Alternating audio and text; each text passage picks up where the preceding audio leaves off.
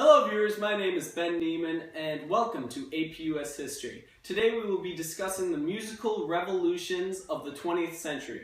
We're going to be focusing on three in particular, however: jazz, good old rock and roll, and hip hop.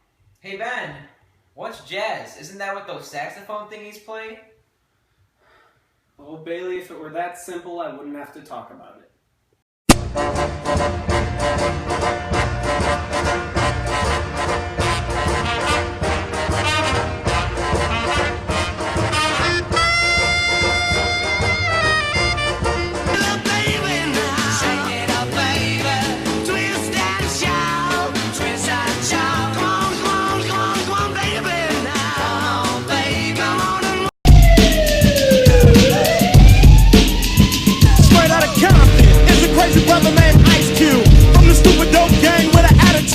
Alright, so going into the 20th century, music did not have many styles or variances.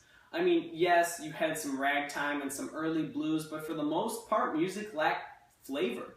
Then jazz came along. It was scary, it was brand new, and it was brilliant. Jazz was based on improvisation, the making up of notes on the spot, usually by a saxophone, cornet, or trombone. A piano or guitar usually kept rhythm in the background. The fact that improv was featured in this new style broke all standards of music at the time, making it revolutionary. Hey! It was created in New Orleans, Louisiana, which was already known as a melting pot of varying cultures and people. This is why many great jazz artists of the 1920s were born in Louisiana, including Louis Armstrong, Kid Ory, and King Oliver.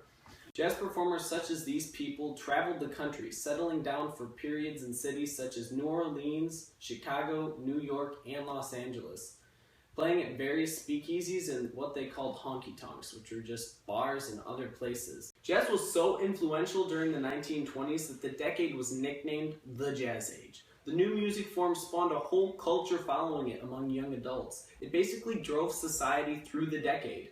And one of its most overlooked effects is probably the fact that jazz was ruled by African American performers. It gave them a newfound power in American society in the form of influence. The music also brought African Americans and whites together at jazz performances, spawning interactions and friendships that never would have happened otherwise. The older generation also thought that this new music would melt the minds of the youth and corrupt them. This is important to note, as every generation of seniors insults and criticizes the musical tastes of the younger generation, a hypocritical pattern that continues today. And jazz is still changing and evolving. It became swing in the 30s and is still around today. However, jazz was replaced in the 50s and 60s by this newfangled string bashing and guitar mashing music type called rock and roll. My video! Early rock groups such as Bill Haley and the Comets and the Beach Boys became instant successes. The young generation loved them. It also helped that the baby boomers were teens at the time, so this new style really hit home with their rebellious attitudes. But there was one man that catapulted rock and roll so far into the limelight of America that he would be remembered in history as the king of rock and roll: Elvis Presley. His first hit, Heartbreak Hotel in 1955, started his climb to the top. He peaked with famous hits like A Little Less Conversation and Suspicious Minds, and kind of fell off the charts after he tragically died on the toilet. From Elvis, the rock torch was picked up by groups like the Beatles and the Rolling Stones. Both were English groups imported after the British invasion of America. It's kind of funny how the two most popular and remembered bands of the time were not even from America. Oh wait, it's time for the open letter. Do you think we should do the open letter, Rafiq? I agree. Alright, an open letter to England, Great Britain, whatever you're called. You gave us our beginnings and then we kind of bloodily separated from you. No hard feelings, right? You also gave us tea and Doctor Who, but some of the best things you've given us are our early rock bands. I mean, I wish I had moves like Jagger. Best wishes, Ben Neiman. One of the biggest events from the time period, and it's still scarred in the memories of attenders, is the Woodstock Festival. It was basically a giant hippie fest featuring some of the biggest rock artists of the decade. It also introduced a gentleman by the name of Jimi Hendrix, whose career really got going after. However, Woodstock showcases the power of music during this age. When you consider that 500,000 people showed up to Woodstock and another million had to turn back because of traffic jams, it showed how influential this music was. Rock was ripped apart by the older generation, seeing as it gave a sound to the rebellious youth generation. In this respect, it was a lot like jazz. Both were hated upon by the adults and elders of the youngsters. To be honest, rock did tear apart some morals. The US was never the same after the 60s, and rock was a big reason why. Now let's talk about the music that scares rock and roll fans. Rap and hip hop. Straight up the 734. Get out of here. Jeez. Thanks, Eminem. Now let's go to the thought bubble. This video has been brought to you by Cream of Snoop. Don't got a Snoop Dogg? Buy Cream of Snoop.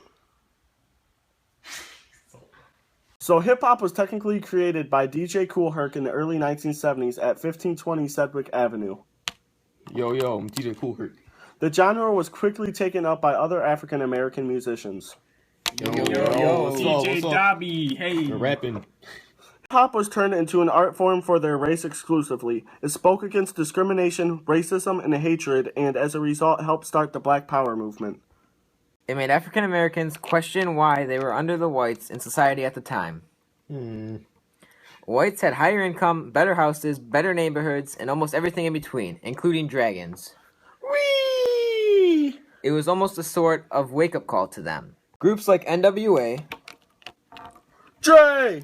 and Run DMC, and people like LL Cool J and Too Short, emceed their message of subjugation and hate, giving even more momentum to African Americans. As we all know, hip-hop and rap can get pretty violent. Gangs were created supporting certain groups and dissing others, and not long after, a West and East Coast rivalry soon started.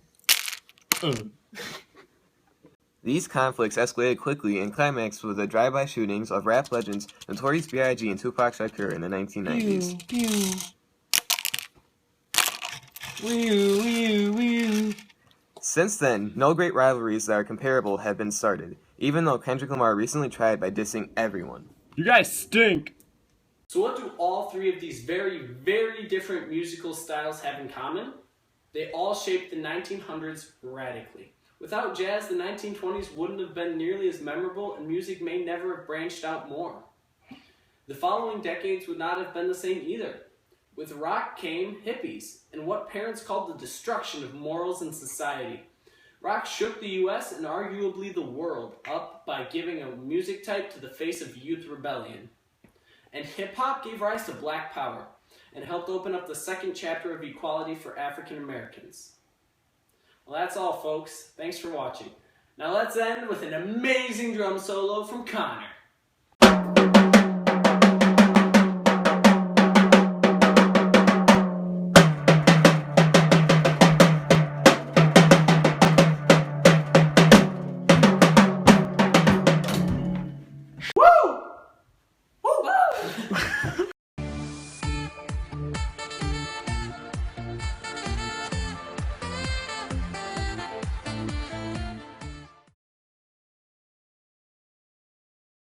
Gangs were created supporting certain groups and dissing others.